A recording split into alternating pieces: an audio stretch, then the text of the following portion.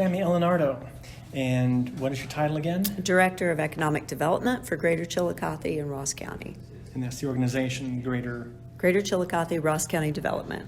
It's always hard to phrase that, so it sounds like an organization, not just some long adjective. Right. Anyhow, you were here with the county commissioners. It looks like two topics, both tax abatements. Yes. So the first one was another expansion by Riffle Machine Works, which is one of the suppliers to Kenworth Truck. And this company continues to grow, and we continue to see benefits from their investment in the community. So they're going to be adding 46,000 square feet to their number 3 building, which will help them retain 293 jobs and create 20 new jobs in the future. So they have at least 3 buildings now? Yes, they have 3 buildings. Okay, I hear that name over and over. They must be a major supplier for Kenworth locally. Yes, they're helping Kenworth. I guess what you could say they do is kitting. They get all of the components for the trucks together and get them staged to be sent over to the assembly line just in time. Kenworth is trying to get away from storing their materials on Kenworth property and looking to their supply chain to do more of that kitting and staging process for them. And so Riffle is one of those companies that is always quick to rise to the occasion when Kenworth wants to expand. And so this is on the, 168, stay around 160? 159. 159? Uh-huh. I was off by a few digits. You were off a few numbers, yeah. On that? Just past the intersection of Delano Road and 159. Okay. Some major industrial buildings there. Mm-hmm. And then another site nearby on River Road. Yes, so Jim Neer is one of our local developers who a few years ago built a spec building on River Road. It's a 100,000 square foot spec building that's now fully occupied.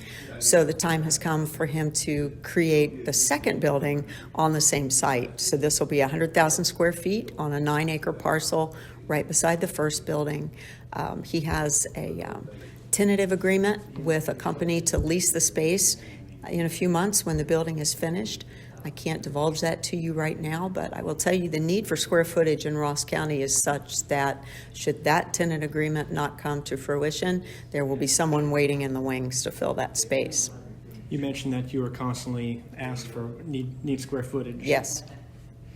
Yes, we received a call from the West Coast recently from a company that wants to be in Southern Ohio. So we are always on the lookout for land that the owner is interested in developing for industrial development.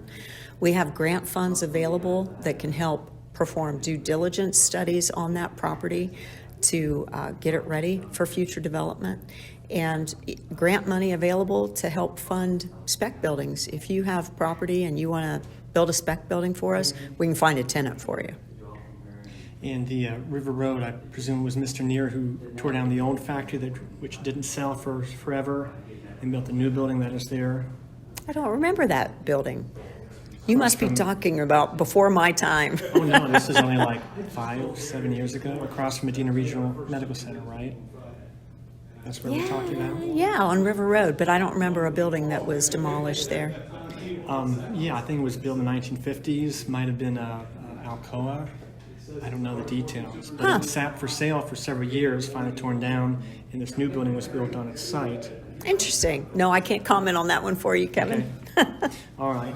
And something from earlier, maybe you can't fill in too much, but at the commissioners a week or two ago, someone from a nearby subdivision had spoken about the proposed large building on Delano Road.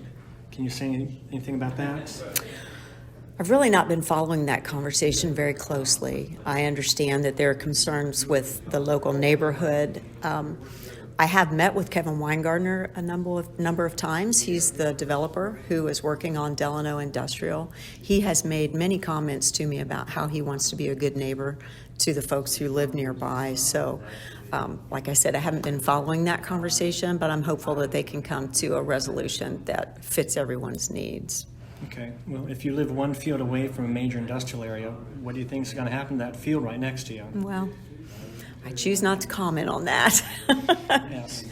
All right. I think that covers everything. And so Okay. how can people learn more about Greater Greater Chillicothe and Ross County Development. The website is gcrcd.com. Our phone number is 740-772-5100. Give us a call if you need more information. And actually, two more things. The CIC is having a special meeting tomorrow morning. Yes. Is that open to the public? Those are always public meetings. It's a special meeting that was convened to discuss the possible purchase of a project locally, and I can't divulge any more about that, but should that come to fruition, that'll be an exciting announcement. Okay. And the tax abatements that you talked about this morning, that changes the income for local government and schools, but hopefully in a positive way. Yeah, so those property tax abatements, when we abate 55%, we're abating the new valuation on the property. So the current valuation is still distributed the same way tax has been distributed from that site, but when the property is reassessed after the development is finished, then the abatement is applied to the new valuation. So schools will be whole based on what they're currently receiving. They'll get 45% more tax for the next 10 years, and then when the 10-year agreement is finished, they get 100% of the new valuation. So it works out to bring in taxpayers, even though you're delaying the money to the local governments and schools. Right, plus 20 new jobs in the region, which supports 20, in theory, 20 new families, which need school services, so it's a win-win. All right, Tammy Eallanardo, thank you. Thanks.